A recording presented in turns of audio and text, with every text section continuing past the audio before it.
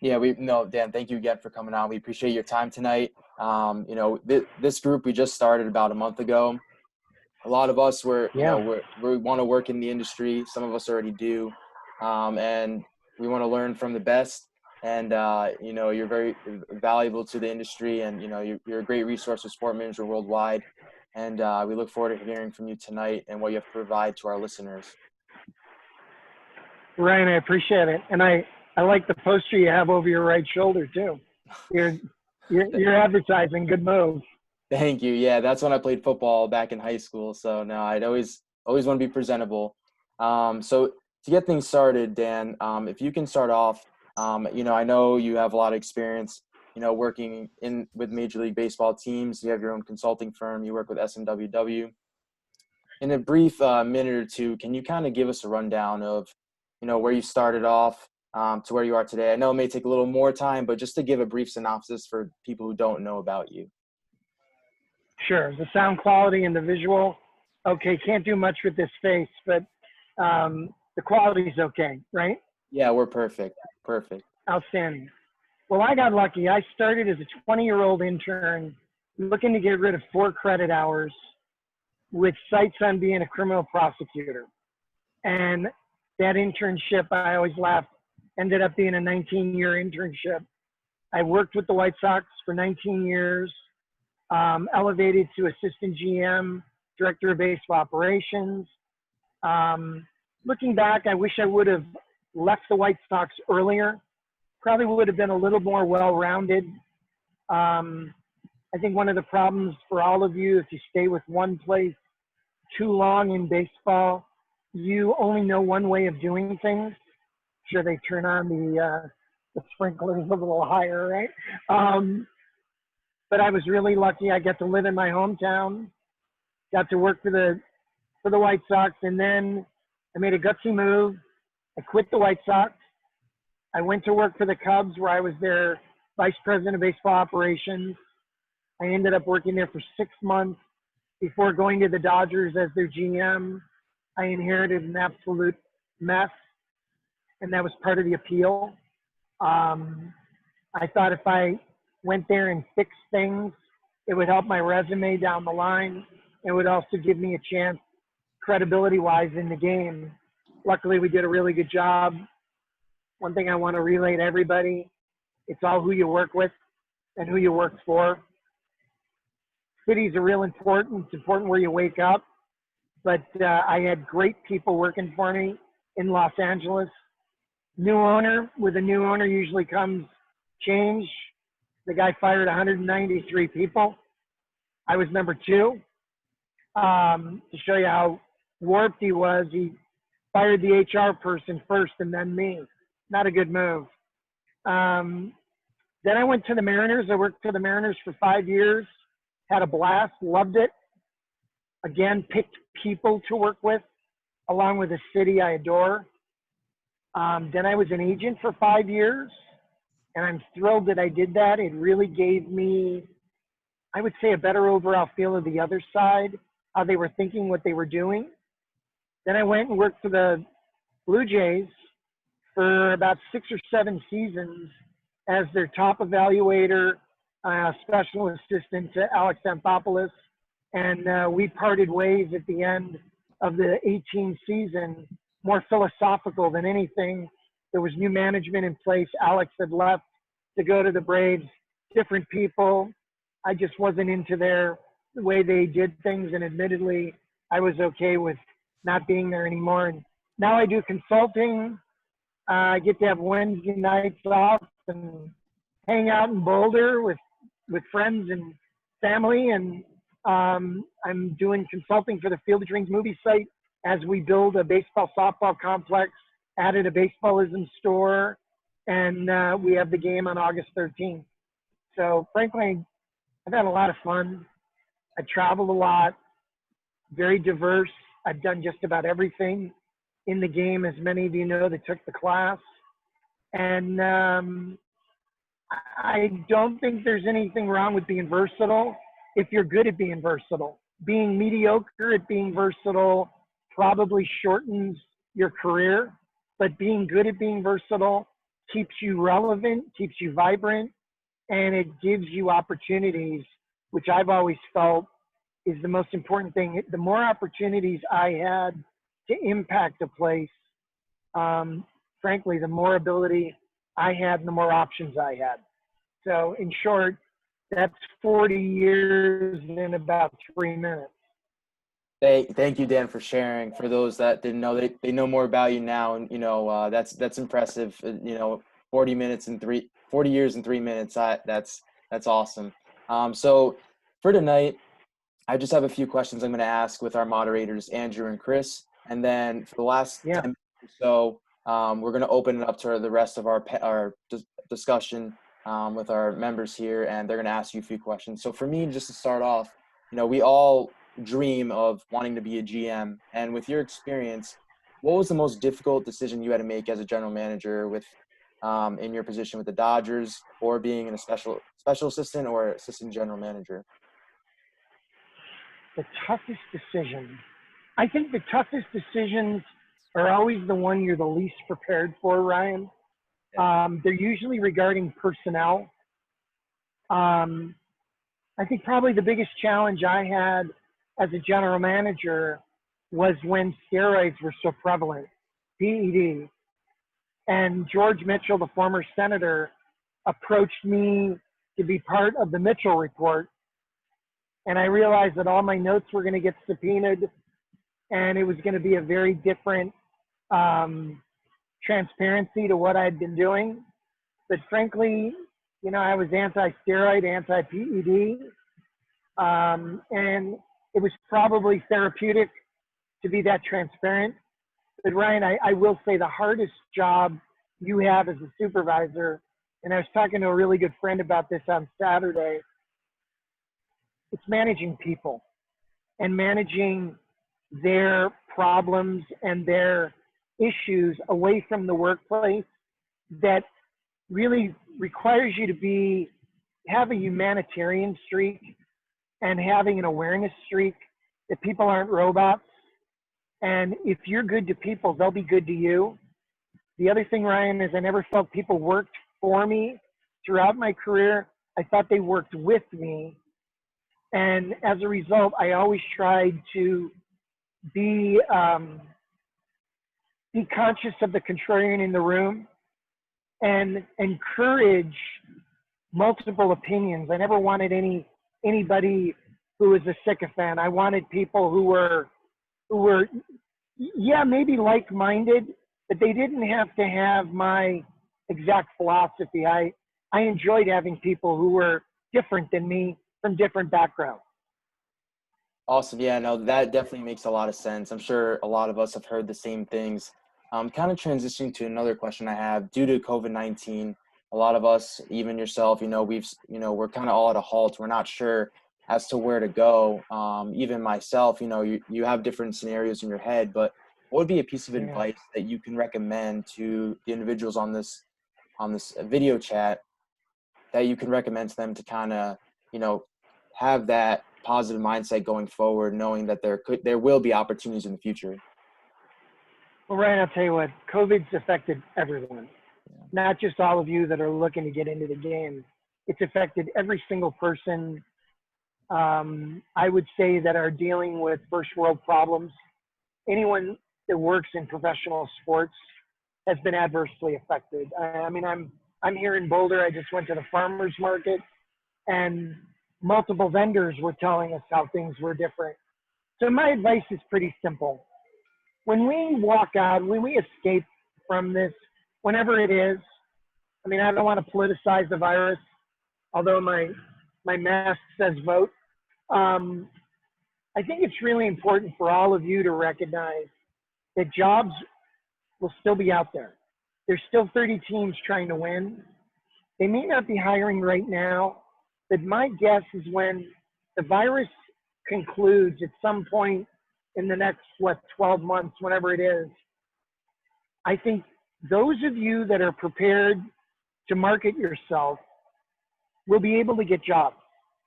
And I think what I would do now, and I know I've suggested this in the past in our class, I would connect with the HR person of every team right now.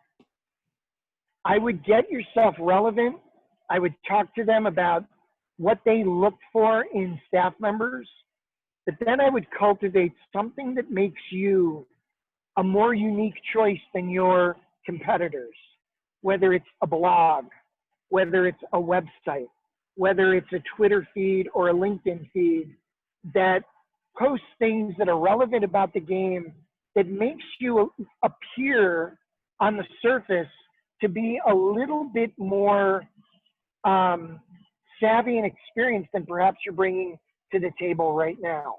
Because I think you have to fool people in the new environment that you're not as much of a risk as you actually are. The other thing, Ryan, I would suggest is I would look for people that have good track records for cultivating future executives. People like the Cleveland Indians, people like the Cardinals, the Giants, the Dodgers, the Rays, the Red Sox, the Yankees, the Cubs.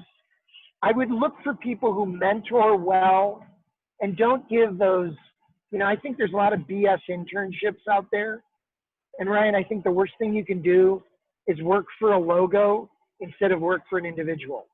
And I'm not saying this to be the glass 3/4 full.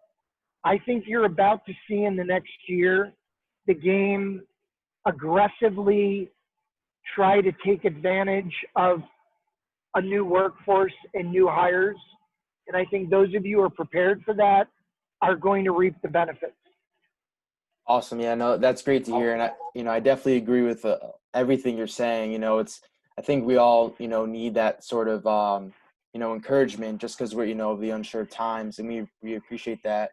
Kind of moving forward, as you were talking about, with all of us wanting to get back in the industry, when all of us are applying or reaching out to teams, is there any suggestions you would have for us if, some of us have certain prioritizations of like where we can live, or, our financial status, whether we can, we're gonna have to rent an apartment. So I kind of have my own view, but I know everyone else, they may want to work for the Yankees because they, they're contending for the World Series. But, myself, that's not the way I pictured things. Like for me, I try to be realistic with everything. And I would like to work with a rebuild organization and kind of think along that process. Mm-hmm. And then, later in my career, work with a team that contends year to year. So I'm not sure if you can explain a little bit of that to our listeners.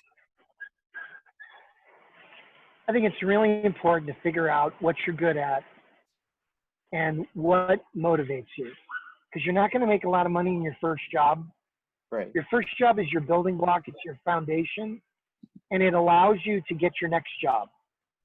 Your entry-level job is probably going to be not as much money as you like to make. One thing, Ryan, I would suggest is perhaps the Arizona or Florida operations of each major league club. I think it's one of the kind of hidden jobs in the game. There's probably 5 to 20 jobs in every organization. It's a cheaper way of life because you're either in Arizona or Florida as opposed to some of the big markets. But I think it's really important to not look at that job as what you're going to be doing for the next 10 years. Right. I would look at some of the successful people in the game, look where they started and look what they did, but also, and Ryan, I'm just trying to be realistic. Yeah. When you're not making a lot of money and you're working long hours, I think it's really important to do something you like to do. Right. Because your attitude, tonight I'm with a great friend who oversees a bunch of people. And am I right? It's all about attitude. It's the attitude you bring as an entry-level person that says a lot about your future as a staff member there, but it's a thing everybody remembers about you. If they're going to recommend you to another group, they're not going to talk about the project they did because that's proprietary. Right. They're going to say, hey, Ryan's a really good guy. He worked extra hours. I always think if you're going to make a limited amount of money and you're going to be scraping it, invest in yourself a little bit and do something that brings you to the office every day that gives people a positive projection of you, and then use that. You know, one of the hardest things, Ryan, is to invite yourself into meetings, invite yourself to lunch. You know, going up to somebody and say, Ryan, would you mind if I joined you for lunch? You're an intern, you're an entry-level person. But Ryan, if you're the GM, you remember you were an intern once. And if somebody has the guts to come up to you, I've always found I enjoyed people who weren't afraid to come up and say, would you mind if I shadow you for the day or hang out with you for the day or have lunch? That told me that they weren't afraid. But the critical thing is don't chase a logo or a city. You know, the rebuild, Ryan's a great idea, because if you rebuild well, everybody thinks you're a little bit smarter than you are. You know, you're not making the final decision, but everybody knows you were part of that organization. I mean, that's how I got hired by the Dodgers. We rebuilt twice in Chicago very successfully, and they thought I could do it when I wasn't sure I could do it, but I thought I could. And that's really important. The other thing, Ryan, is this. Your LinkedIn profile, you know, it's got to kick ass. It's got to be really good. It's got to be a good photo with good content, because when they're looking to hire somebody at 10 o'clock at night and they're looking for the options, you don't get to speak for yourself. Your LinkedIn profile does. So for all of you, look me up on LinkedIn, and if you have questions, send me a connection, and I'll throw you some information back. Awesome. Thank you, Dan, for your thoughts. Last question before we open it for an open forum for the last 10 minutes for discussion. With your experience in the international market, what countries besides the DR do you see teams acquiring talent from? Like, we know the Shohei Ohtanis, we you know, Yu Darvishes, we know about that, but what is there other countries from your experience on the Pacific Rim that you would think may expand in the future? Taiwan's going to explode. China. I think China's the next, I think it's the next hotbed of baseball. You have 3 billion people, and the game is becoming relevant there. There's 5 Major League Baseball academies.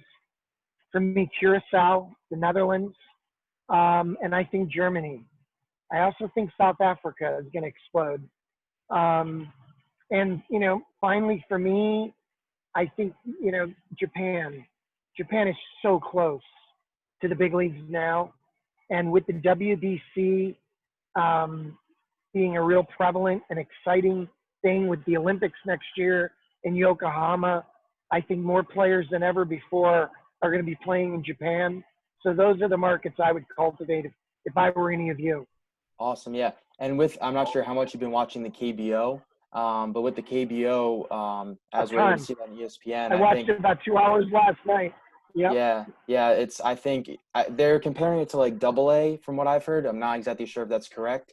But you know, we see Dan Straley, we see other athletes, you know, from that played in the major leagues, and now they're going, you know, and developing in other countries, and then they're getting a 2-3 year contract with a big league club. So do you see a lot more of that happening as well? Yes, I do. Yes, I do. And you know what, Ryan, I would suggest something for anybody on this call tonight. Follow me on Twitter. I'm at Dan Evans 108, and follow who I follow. It's cheating, but it's information. You know, I follow people that I think can help me. I follow people on LinkedIn that I think can help me. I follow groups. I follow influencers. I've had plenty of job opportunities as a result. And it's a great way of art.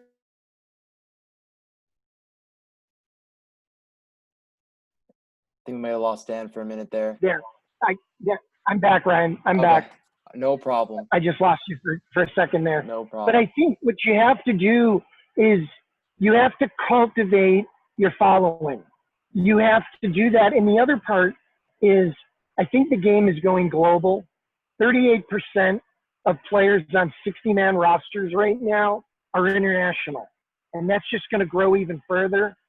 I think it's going to become more of a college game. The other thing I would say to all of you, look at the collegiate summer leagues as a work opportunity. It's a great way to get early experience in your career. You interact with a lot of people you ordinarily wouldn't, and it forces you to mature and interact with a lot of people from different backgrounds over a very short period of time. The connections you gain are immeasurable. Awesome, Dan. Thank you so much. So now we're going to transition into questions. So I'm going to open it to the floor. We Yeah, have about 8 minutes or so before Dan has to go. So if we can I get, appreciate that. you're welcome. We have, if we can get questions from, one or two people just to be considerate of Dan's time. That'd be greatly appreciated. So just unmute your mic, whoever wants to ask Dan a question, and be happy to hear from you guys. Thanks for doing this, Dan. Nice beard, by the way, as I was saying before. Yeah, thank you, Andrew. I think when you took the class, I was clean shaven, right? Clean shaven, yes, I remember, yes. Yeah. Yeah. What's up? Yeah, I just wanted to say, maybe make a comment and ask a question. Like, there is a reason why you're second or third in Dodgers winning percentage. I don't know if you knew that, but there is a reason why. Like, you're very introspective. That's something that I've really come to admire about you, Mr. Evans. And yeah, my question is that do you remember the conversation we had about Ramon Laureano? I sent you an email. I believe it might have been 2017 winter meetings around that time. Yes, exactly right. I was talking in code, but he was the guy I was talking to about that. He was going to be Rule 5 eligible, and I wanted the Blue Jays at the time to acquire him, but he went to the Athletic. And I just wanted to ask, like, were you particularly high on him? Do you know if the Jays were? Or is this something kind of divulge? Or? It's somewhat proprietary, but I don't work for him anymore. Mm-hmm. Sometimes it's about opportunity. Yeah. And some players gain a relationship with the local scout in the international market. And I'll give you an example. When I was with the Dodgers, we offered Felix Hernandez more than the Mariners did. But Felix had a relationship with Bob Engel of the Mariners and took less money to sign with the Mariners to go with the relationship, Andrew. It's a relationship sport. So I think what you ultimately have to do in the international market is build a relationship with young players so they feel comfortable playing with you. And you have to give them a feeling that they're going to get to the big leagues quickly with you. Now, I love Laureano. I don't love him as much as I love Vladdy Jr., but I'm a big fan. And one thing that I would suggest to all of you, when you really like somebody as a player, don't be afraid to step out on that player and say, hey, listen, this guy's a difference maker. I really feel that this guy is a guy who can make a difference in our ball club. And convey that to the people internally. The other thing, Andrew, I would say, you said I was introspective. That comes from my first boss. And I'm going to challenge all of you with something that I've done my entire career, still do on an annual basis. I try to pick 3 things a year that I could do better. Wow. And I try to work at it. And little by little, I'm improving myself. For instance, during COVID, I decided I was going to pick 2 people a day that I was going to interact with. And I was out, I think it was Saturday afternoon or Sunday, and I bought a bunch of postcards because I was starting to run out of postcards and note cards for the people I've been interacting with.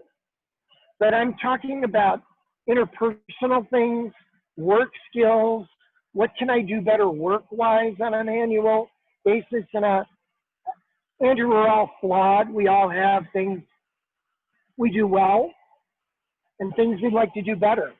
And I think every year, if you get yourself a little better, right away you're better at what you do and you bring more to the table annually. Yeah. Awesome. Thank Thanks. you guys. We have about 3 minutes. Does anyone else have any more questions for Dan tonight before we wrap it up? I have a quick one. Hey Dan, how you doing? Steven. Now Martin. you're working the beard, big boy. That's a bushy beard. Let it go again. I'm gonna give it another few months. I love it. Mentioned when looking for an entry level or internship job, not to take the BS job. Can you kind of give a little bit like what you're looking for or what to avoid? Stephen, I think that's a fabulous question. You don't want a job. You want a job that gets you your next job. So I would ask, and I know it's a hard thing to ask because they're the authority figure, they're the gatekeeper. Ask them, what responsibilities would I have? And who are some of the people that have had this job in the past, and what did they go on to do? The other thing I would say, Stephen, is try to think about what things you're not very good at and whether or not in that job you'll learn those skills to try to round out your skill set a little bit. I really believe, Stephen, something really strongly. I think you pick the mentor, not the job, not the organization. See, like if I had a chance to work for the Kansas City Royals, I would jump at it. If I had a chance to work for the Giants, I would jump at it. I would work for people like Marty Cordero of the Omaha Storm Chasers or John Traub of the Albuquerque Isotopes. People that are gifted people that will bring you in the room. But Stephen, I think the important thing is, you know, when you're at the end of an interview, ask what's expected of you and what skills do you expect me to gain from this work experience? Because if they're just telling you that you're going to be an intern and you're going to do copying and run errands. I mean, I had a friend who worked for a guy who had to wash his car once a week. He ran him errands. He did copies every day, and he got no skills. After about 2 months, he quit because he didn't feel he was investing in himself. See, I think, Stephen, you can only be in one place at one time. You got to pick the thing that's going to derive the most benefit from you. I mean, listen, they're going to use the hell out of you. Whether they pay you or not or give you credit, they're going to use you 12 to 15 hours a day. You can't be an ATM that's all withdrawals and no deposit. So you got to think about, and don't be afraid to ask, what am I going to get out of it? What do you try to give your interns? Because a good organization is going to want to give you skills that make you an attractive employee for them, so they don't have to hire somebody else 6 months from now. And I think that's something a lot of you forget when you're in that difficult position of talking to somebody about a job, trying to impress them. Hey, you know what? They have to impress you too. They've got to give you an opportunity that merits you investing in them for a 6 to 12 month period, or in my case, 19 years. My first job, I was lucky. I had great people, but I had great people who were willing to mentor me. Awesome, Dan. Thank you so much. I know, due to time constraints, Dan he has other plans tonight as well. So Dan, thank you so much for coming on tonight. Hope you have a great night with your friends, and hopefully we stay in touch and you can come back on soon. You got it. For all of you, Ryan, just real quickly, connect with me on LinkedIn, connect with me on Twitter. If you have questions, reach out to me. But here's the important thing. You're already doing a great job from an entrepreneurial standpoint, doing what all of you are doing. Cultivate this and make this a positive step for all of you. You're already a step ahead of a lot of your competitors, but don't stop here. Keep working at it. You're going to find all of you are going to be a little bit of a cocooned comfort level. You're growing up in the game accordingly. Don't be afraid to share those experiences with all of you. Here's a for instance. Let's say, Chris, you know about a job, but you're not qualified for it. Tell everybody else in the group. And then somebody's going to look out for you because you're a team player. That's just how these things work. And it really does. It's a great sport. It's a lot of fun. I wish all of you the best. And candidly, thanks for inviting me in. A lot of you are alums, and I'm rooting for you. So reach out to me, and I'll help you some more. Good luck, everybody. Thank you, Dan. Thank you. Dan. Have a good night. Bye, guys. All right, thanks, guys. I'm going to stop the recording now. We can just talk for like the last 20 minutes, all right?